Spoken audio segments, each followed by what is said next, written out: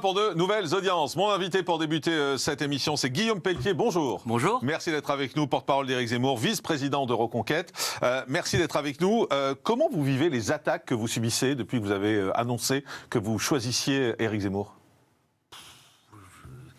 Ce monde est bizarre, oui, il y a beaucoup de gens qui passent leur temps à critiquer ou attaquer les autres. Moi, j'invite chacun à parler de son projet, de ses convictions, de ses valeurs, plutôt que de taper sur les autres. Voilà, mon caractère est plutôt un caractère pour construire et bâtir plutôt que pour dénigrer, donc c'est pas grave. Mais la question qu'on se pose beaucoup, c'est pour construire où ? Parce que vous avez beaucoup changé. Vous avez beaucoup changé de conneries, si vous êtes très honnête, pas tant que ça. Moi, j'ai 20 ans d'engagement politique, j'ai soutenu, si on résume, Philippe de Villiers, Nicolas Sarkozy, Laurent Wauquiez. Aujourd'hui, c'est Éric Zemmour. On voit bien que ma colonne vertébrale. Vous avez fait vertébrale. le Front National aussi dans votre jeunesse. Oui, jeune, oui. Donc ma colonne vertébrale. Vous avez de bien 96 compris. à 98. Vous avez bien compris que tout ça, c'est pas tellement à gauche et c'est pas tellement centriste. C'est sûr que vous n'êtes pas un homme de gauche. Voilà. Donc moi, j'ai un parcours sur une route droite. Dure. Non, forte, assumée. Et je cherche, comme beaucoup d'électeurs de droite depuis longtemps, celui qui va pouvoir rassembler les droites. En fait, le combat de mon engagement politique, c'est de fédérer tous ceux qui, au Front National, chez les Républicains, chez les Indépendants, chez les Patriotes, veulent se rassembler parce que nous sommes d'accord sur l'essentiel. Pourquoi cette frontière artificielle créée par François Mitterrand, qui a eu cette idée terrible, intelligente mais terrible, puisque nous, la gauche, disait-il, nous sommes minoritaires, on va diviser la droite majoritaire en inventant un cordon sanitaire. Eh bien, ce que je sais gré à Éric Zemmour, c'est que c'est le premier dans l'histoire de la Ve République, pour une campagne présidentielle, à poser les fondations d'une union des droites. La grande promesse politique, au-delà des convictions, on y reviendra probablement, d'Éric Zemmour, c'est l'union des droites. Quels qu'aient été vos votes antérieurs, que vous ayez été lepéniste, sarkozyste, séguiniste, pasquoyen, on est d'accord sur l'essentiel. On veut mettre fin à l'immigration de masse, on veut sauver l'école, pour refaire de l'école un creuset républicain, l'ascenseur social, le mérite. On veut assumer la fierté de notre civilisation, de notre identité. Nous sommes fiers d'être français. On veut lutter contre l'assistanat et dire que la valeur travail, c'est une valeur qui n'est pas secondaire, mais qui est une valeur essentielle dans l'émancipation individuelle et collective. Et puisqu'on est d'accord sur l'essentiel, pourquoi continuer à se chamailler ou se disputer dans des mouvements différents ? Reconquête, c'est le mouvement de l'union des droites. Valérie Pécresse ne remplissait pas toutes ces cases ? Non, Valérie Pécresse, et c'est son droit, je ne suis pas là pour la critiquer, je dis juste ce qui est la réalité. Valérie Pécresse, c'est quelqu'un qui dit « je ne veux pas des électeurs du Front National, je ne veux pas des électeurs qui sont trop à droite ». Dans le programme, c'est la même chose ou pas ? Oui, mais le grand problème de Valérie, je lui ai dit, elle a été ministre très longtemps, dans les années 2000, elle a eu l'occasion de réparer la France. Ils ne l'ont pas fait. Valérie a voté pour Emmanuel Macron en 2017, c'est son droit, mais il faut qu'elle l'assume.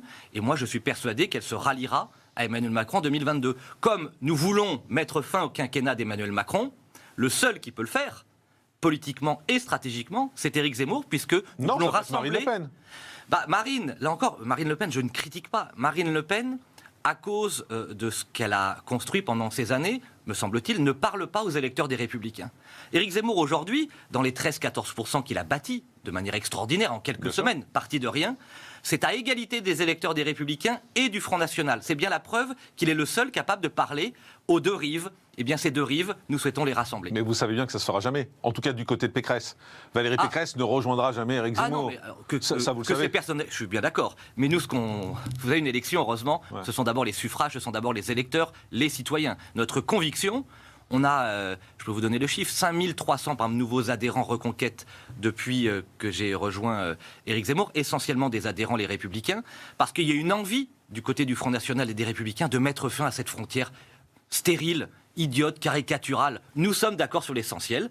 Éric Zemmour est le seul, par rapport à ses concurrents, à dire « moi, je vous accueille à égalité, quels qu'aient été vos votes antérieurs ». Vous parlez des Républicains qui ont rejoint Éric Zemmour. Visiblement, vous avez fait un mailing aux membres des Républicains pour les inviter à rejoindre Éric Zemmour. C'est ce dont vous accusent les Républicains, Christian Jacob en particulier. Vous confirmez que vous avez fait ça ? Non, mais je confirme la chose suivante, c'est que ça fait 20 ans que je fais de la politique, j'ai fait 9 tours de France, j'ai constitué mon propre fichier, et nous respectons strictement les critères de la CNIL. Chacun peut se désabonner en un clic. Mais votre fichier, c'est celui des Républicains ? Non, c'est celui que j'ai construit moi. Vous savez, quand on fait un tour de France, je vais vous donner un exemple. J'ai échangé d'ailleurs avec un militant ce week-end. J'étais en Franche-Comté, je fais une réunion publique, il y a 300 ou 400 personnes. Sur les chaises, il y a un petit coupon, on remplit. et on devient un sympathisant de la droite forte, le mouvement que j'ai créé. Donc il y a des républicains, bien sûr, mais pas tous les républicains. Donc vous n'avez pas utilisé la base de données des républicains? Absolument pas. Et il le sait très bien d'ailleurs. Et pourquoi il raconte ça alors?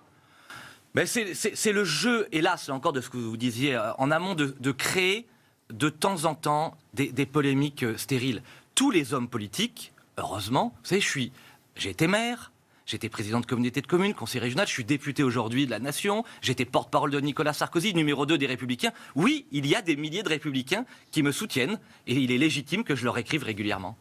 Donc vous ne vous êtes pas servi de la base de données des Républicains pour leur écrire? Absolument pas. Et s'il y a une plainte qui est déposée pour utilisation abusive de cette base? Il n'y aura rien, je répondrai très facilement à la CNIL. Marine Le Pen se demandait l'autre jour, je crois que c'était sur TF1, elle se demandait à quoi servait la candidature d'Éric Zemmour, à part servir à Valérie Pécresse. Mais justement, moi je demande, arrêtons de nous critiquer les uns les autres. Non, mais c'est pas une critique, c'est une question là. Bah, la question, j'y ai répondu, je vais continuer à le faire. Éric Zemmour, c'est le seul, personne ne peut le lui enlever. Est-ce que Marine Le Pen parle de l'union des droites? Non, mais c'est pas la question. Éric Zemmour, c'est celui qui peut empêcher Marine Le Pen d'être au second tour. Pas du tout. Éric Zemmour, c'est celui qui peut permettre à toutes les droites de se réunir et de se fédérer. Marine Le Pen, ça fait 10 ou 15 ans, elle a fait déjà 2 présidentielles. Est-ce que ça a marché? Non. Les Républicains, ça fait 40 ans qu'ils ont eu... Il fait plusieurs aussi avant d'être élu. Oui, certes. Mais ce qui change, c'est que... et ce qui est très important, c'est que l'urgence est telle, et Marine Le Pen n'a pas montré sa capacité à aller au-delà de son socle électoral. Mais moi, je ne suis pas là pour la critiquer. Je dis juste qu'il est urgentissime de mettre fin à cette frontière artificielle. Oui, mais Guillaume Peltier, c'est vrai ce qu'elle dit. C'est vrai ce qu'elle dit. Parce que si Éric Zemmour n'était pas là, Marine Le Pen serait certaine d'être au second tour. Or, à cause d'Éric Zemmour, elle n'est plus certaine et ce sera peut-être Valérie Pécresse. Et si Marine Le Pen n'était pas là, Éric Zemmour serait sûr d'être au second tour. On verra, arrêtons de nous critiquer. Le soir du 10 avril. Mais ce n'est pas des critiques, c'est de l'analyse. Non, le soir du 10 avril, du premier tour de l'élection présidentielle, on n'aura pas besoin des uns et des autres? Si. Moi, en tant que porte-parole d'Éric Zemmour, dans le parcours qui est le mien, c'est de dire arrêtons de nous critiquer, concentrons-nous sur l'essentiel. Nous avons un adversaire politique. Il s'appelle Emmanuel Macron. Parce qu'il est urgent, par exemple, d'abroger le pass vaccinal. Avec Éric Zemmour, nous l'abrogerons dès la victoire à l'Élysée. Il est urgent de mettre fin à l'immigration de masse, je l'ai dit. Avec Éric Zemmour, nous allons mettre fin à l'immigration de masse, etc., etc. Donc arrêtons. Tout le monde aura besoin de tout le monde le soir du premier tour. Quel est cet intérêt de passer notre temps à dire machin? Aucun intérêt. Voilà, nous. Sauf s'il n'y a aucun représentant de ce que vous appelez la droite forte, c'est-à-dire Éric Zemmour ou Marine Le Pen au second tour. Dans ce cas-là, on se sera dit que la stratégie d'Éric Zemmour n'était pas la bonne. La stratégie d'Éric Zemmour, vous le verrez, on en reparlera le 10 ensemble, est la seule possible.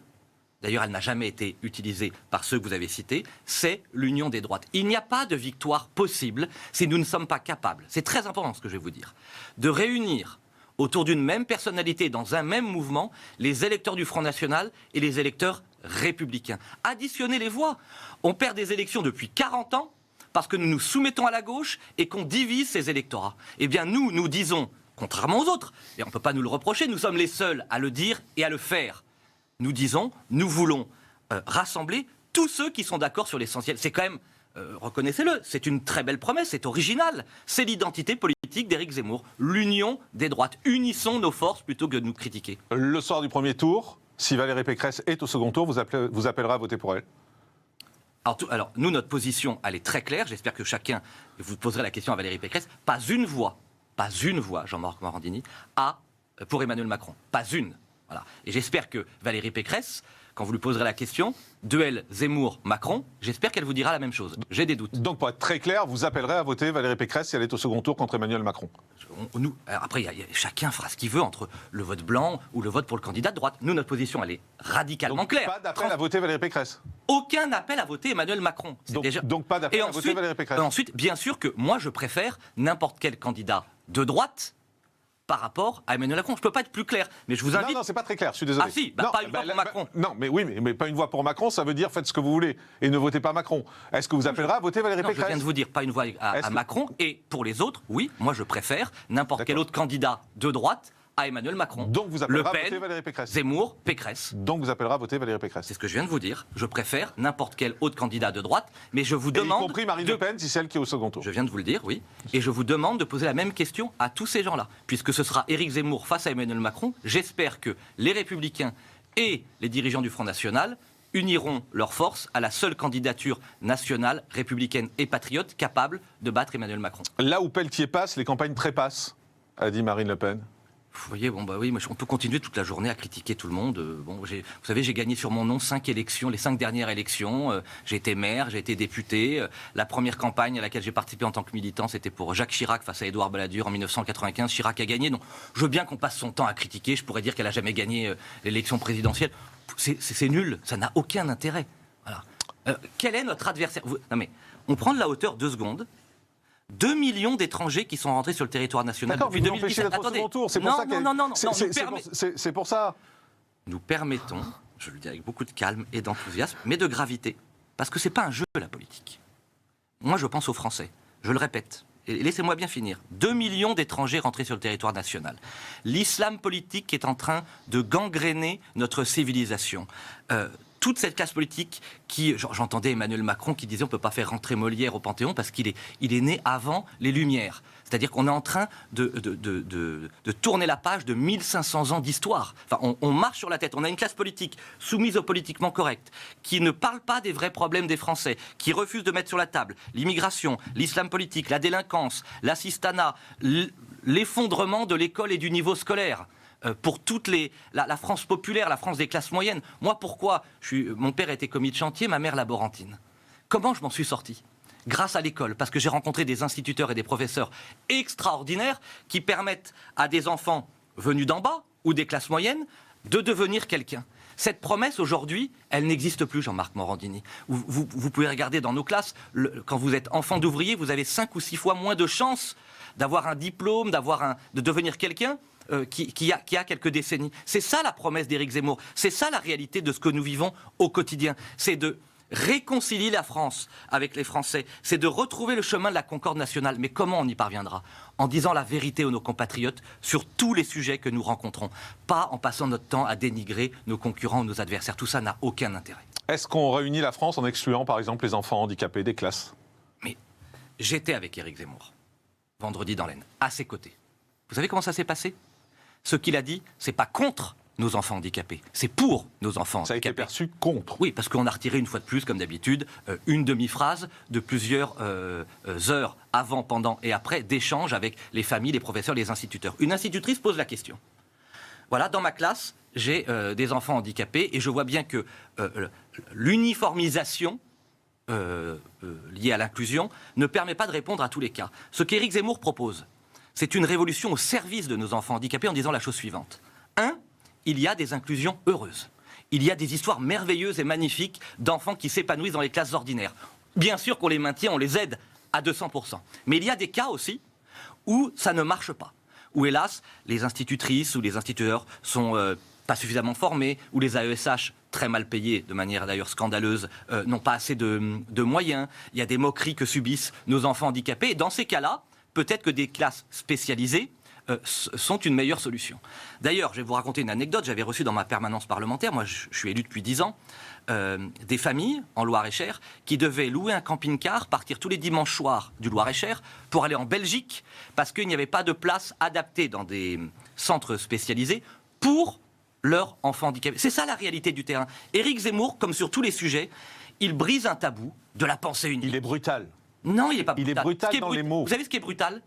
C'est pour nos familles et nos enfants handicapés qui ne trouvent pas la place adaptée. Mais vous les avez entendus, ces familles et ces enfants handicapés qui, dans les médias, depuis 48 heures, disent c'est honteux, c'est scandaleux, on se sent humilié. Vous les avez entendus? J'ai surtout entendu, vous savez, il a fait une vidéo magnifique que je vous invite vraiment à regarder, de 4 minutes où il explique tout ce qu'il pense. On a reçu des milliers de messages remarquables et sublimes. J'en parlais avec Jacqueline Moureau, là, qui m'envoyait ces messages reçus, elle, dans le Grand Ouest, de toutes ces familles qui disent merci.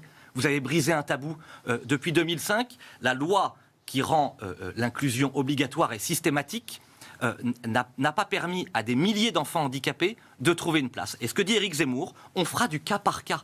Il n'y a rien de plus beau pour un enfant handicapé. C'est pas tout à fait ce qu'il disait dans ses propos qui ont été... Je promets, dans le raisonnement, c'est ce qu'il a dit. Dans le raisonnement, mais pas dans les propos. Oui, quand on retire... Vous savez, moi, vous pouvez me retirer une phrase, vous aussi, sans doute, et puis on dira, ah, on n'a pas compris. Donc, j'invite chacun, de bonne foi, à aller voir cette vidéo sur le site internet d'Éric Zemmour. Elle dure 4 minutes, elle explique parfaitement notre position. Oui à l'inclusion quand elle est heureuse, non à l'inclusion quand elle exclut, et quand elle est donc malheureuse. Et on doit donc, à égalité, trouver des moyens supplémentaires pour les classes ordinaires et trouver des moyens supplémentaires pour les classes spécialisées. Mais vous vous rendez compte à quel point, justement, c'est compliqué. Éric Zemmour a fait cette déclaration, vous dites qu'on a sorti une phrase, ok, mais il a été obligé de faire des tweets, il a été obligé de faire une vidéo. Il y a un problème dans l'expression, peut-être, d'Éric Zemmour qui est trop dur. Robert Ménard, alors je vais le citer de mémoire, j'ai pas noté, mais je crois que de mémoire, il a dit samedi soir chez Laurent Ruquier, Éric Zemmour, il aime la France, mais il aime pas les Français. Robert, c'est un super ami, on se connaît très bien. Là encore, on peut caricaturer tel ou tel. Moi, j'invite chacun, puisque nous sommes dans le même camp, à éviter de nous critiquer. Éric Zemmour, quelle est sa force? Ça n'est pas un politicien. Voilà. Il est différent. Est-ce que c'est pas son handicap aussi? Non, il est différent. Il dit... il est le candidat du réel. Il dit les vraies choses. Il arrête avec ses phrases édulcorées, du en même temps permanent, et tous ces hommes politiques qui n'osent plus, qui n'osent pas. Par exemple, y a-t-il un lien entre immigration et délinquance? Éric Zemmour dit que oui, et il a raison. Marine Le Pen aussi dit que oui. Très bien, tant mieux. Éric Zemmour dit que l'islam politique est en train d'abîmer notre civilisation. Il a raison. Marine Le Pen le dit aussi. Éric Zemmour dit que les enfants handicapés méritent des solutions adaptées. Il a raison. Éric Zemmour veut lutter contre l'assistanat. Il a raison. Donc, je veux bien qu'on continue avec la classe politique qui est au pouvoir depuis 40 ans. Ma génération, voilà. Nous, on n'en peut plus. Ma génération, on n'en peut plus. Ça fait 40 ans qu'on les voit. Ils ne règlent aucun des problèmes qu'ils prétendent régler pendant les campagnes électorales. Eh bien, Éric Zemmour, avec sa fraîcheur, sa nouveauté, mais vous en faites partie de ce monde politique que vous critiquez depuis plusieurs années. Vous en faites partie. J'ai jamais été ministre. J'ai jamais participé à un gouvernement. Et justement, j'ai fait ce choix, puisque j'ai eu la légitimité du suffrage universel à plusieurs reprises, moi d'aller soutenir quelqu'un en qui j'ai confiance. La cohérence de son parcours. 30 ans qu'il dit la même chose. Sa capacité à rassembler, vous vous rendez compte, on avait un meeting à Saint-Quentin vendredi soir, il y avait, donc j'y étais, ancien numéro 2 des Républicains, porte-parole de Nicolas Sarkozy. Il y avait Jean Messia, ancien porte-parole du Front National. J'ai discuté avec tout le monde. Il y a des gens, j'ai pas voté depuis des années et vous me redonnez envie. J'ai voté Le Pen, mais c'est avec vous qu'on va y arriver. J'étais avec les Républicains, j'ai plus confiance, c'est avec vous qu'on va... C'est ça la réalité d'Éric Zemmour. Unir ce qui a été divisé, rassembler là où on a tout fragmenté et fracturé, et donc avec l'union des droites, avec son franc-parler, avec des propositions très concrètes, c'est avec lui, paradoxe des paradoxes, que nous allons retrouver le chemin de la concorde nationale. Et pour l'instant, ça ne marche pas. Ah bon? Bah non, il est à 12% à peu près dans les sondages, quand les autres sont autour de 15%, ce qui veut dire qu'en gros, pour l'instant, il n'est pas au second tour. Donc pour quelqu'un qui veut faire l'union, pour l'instant, il est troisième. Alors, je vous explique juste, vous connaissez trop la politique. Vous ne croyez même pas à votre question d'ailleurs. Il y a 3 ou 4 mois, les Républicains, grand parti depuis des décennies, 250 parlementaires. Aujourd'hui, dernier sondage IFOP de vendredi soir, on va parler du dernier, 16%. Très bien. Marine Le Pen, un parti qui existe depuis quelques décennies, les années 70, 16%. Éric Zemmour, parti de rien, 14%. Bien sûr, 16, mais c'est un 16, très beau 14. score. Je ne dis pas que c'est pas un beau score. Je dis juste que pour l'instant, pour quelqu'un qui veut réunir, il est en queue de peloton des trois hors Macron. Disons que les autres sont passés de 25 à 16. Nous sommes passés de 0 à 14. Il reste 80 jours. Et je peux vous dire que la dynamique, elle est de notre côté. Parce vous avez affaibli Marine Le Pen. Mais non, mais on est pas là pour affaiblir. Oui, bien sûr. On est là pour dire que les stratégies proposées par d'autres ne sont pas opérantes, n'ont jamais marché. Nous, notre originalité, et les électeurs trancheront le 10 avril. Est-ce que vous voulez, si vous voulez pas l'union des droites, si vous considérez que la France va globalement bien, votez pas pour nous, hein. Ça c'est sûr. Si vous pensez au contraire qu'il est urgent de gagner et de sauver la France, et que pour gagner et pour la sauver, il faut rassembler tous les électeurs de droite, le seul qui propose cela, c'est Éric Zemmour. Quelle est la différence entre Éric Zemmour et Éric Ciotti? Très peu. On est bien d'accord, j'ai été le principal soutien d'Éric Ciotti dans la campagne interne. C'est pour ça que je vous pose la question. 40% des voix au sein des adhérents, les Républicains. Moi, il me semblait cohérent et logique, en tout cas, sur le plan des convictions, puisque je ne vois pas de différence, de rejoindre Éric Zemmour, qui, au fond, porte dans le débat présidentiel les convictions que nous avons portées avec Éric Ciotti dans la primaire. Mais Éric Ciotti s'est rapproché de Valérie Pécresse et soutient Valérie Pécresse de façon très claire. Ça veut dire qu'il renonce à ses idées pour vous ? Je ne ferai pas partie de ceux qui critiquent. Moi, c'est pas des critiquer, c'est une analyse. À continuer à garder ses convictions. Est-ce qu'il renonce à ses convictions en soutenant Valérie Pécresse ou Valérie Pécresse récupère les convictions d'Éric Ciotti ? Mais non, mais qui est candidat ? C'est Valérie Pécresse, c'est pas Éric Ciotti. Moi, j'ai pas confiance en Valérie Pécresse, elle va soutenir Emmanuel Macron. Voilà, Éric Ciotti, on le sait, au plus tard, nous joindra le 10 avril au soir, puisqu'il a annoncé que dans le duel Zemmour-Macron, il voterait Zemmour. Donc on l'attend le 10 avril. Si c'est Éric Zemmour qui est au second tour. Ce sera Éric Zemmour parce que vous verrez la dynamique, elle est notre. Ne soyez pas dans la politique statique. À la même époque, là, en 2017, Le Pen 26, Fillon 24, Macron 16,5, Mélenchon 12. C'était ça en janvier 2017, qui a été président, Emmanuel Macron. Et il y a 3 mois, c'était Éric Zemmour qui est au second tour, il n'y est plus. Donc, dans quelques sondages, et ça fait comme ça. Aujourd'hui, nous sommes au pied du second tour, comme les autres. À nous de convaincre. Voilà, moi, je considère que c'est le meilleur. C'est celui qui pose le vrai constat sur la société française. J'apprécie particulièrement ses propositions très fortes. Et surtout, cette union des droites qui permet de fédérer tout ce qui a été divisé. C'est pas anecdotique. C'est central. C'est une recomposition profonde de la vie politique française sur le temps. La seule chose, Guillaume Pelletier, c'est qu'on peut se dire que vous ralliez à chaque fois celui qui vous donne une place. Finalement. Ah bon, vous croyez ? Vous avez soutenu Bruno Maigret, vous avez soutenu Philippe de Villiers. Vous êtes particulièrement honnête intellectuellement. J'ai quitté une candidate qui est en 2e position, vous l'avez rappelé, pour rejoindre... Vous avez mis à l'écart dans le parti au mois de décembre dernier. Pourquoi on m'a mis à l'écart ? Parce que vous aviez soutenu Éric Zemmour. Oui. Voilà. Donc je n'ai pas rejoint Éric Zemmour parce qu'on m'a mis à l'écart. On m'a mis à l'écart parce que j'ai annoncé, il y a très longtemps, en 2013, avec la droite forte, l'été dernier au grand jury RTL, que je préférais Éric Zemmour et Robert Ménard à Emmanuel Macron, et que je saluais dans un tweet, ce que j'assume parfaitement, le magnifique, j'invite d'ailleurs chacun à le regarder à nouveau, discours d'Éric Zemmour à Villepinte. Parce que là encore, c'est le seul qui a posé ce constat, qui apporte des solutions très fortes. La France, donc vous n'aviez plus d'avenir chez les Républicains, donc vous êtes allé voir ailleurs. Mais vous rigolez, j'étais vice-président. Vous l'étiez plus depuis décembre. Ils m'ont suspendu parce que j'ai dit du bien d'Éric Zemmour. Donc, depuis décembre, vous n'avez plus d'avenir chez les Républicains. Mais vous connaissez la politique ? Vraiment ? Vous croyez que c'était... Où était le confort ? Où serait le confort quand vous êtes député ? C'était quoi le confort ? De rester tranquillement dans ma circonscription avec Valérie Pécresse ou de choisir l'honneur et la liberté et le panache face à la lâcheté, de rester tranquillement c'est député... l'honneur et le panache face à la lâcheté de rejoindre Éric Zemmour ? Les mots sont forts, c'est pour ça que je les reprends. Je pense que quand on est élu, député, confortablement élu, c'est plus simple d'être tranquille. Moi, j'ai fait un choix de conviction très profond. J'ai placé mes convictions au-dessus de la carrière. Et ça, c'est une fierté. Si Éric Zemmour est à 4%, je ne suis pas sûr que vous y seriez allé. Mais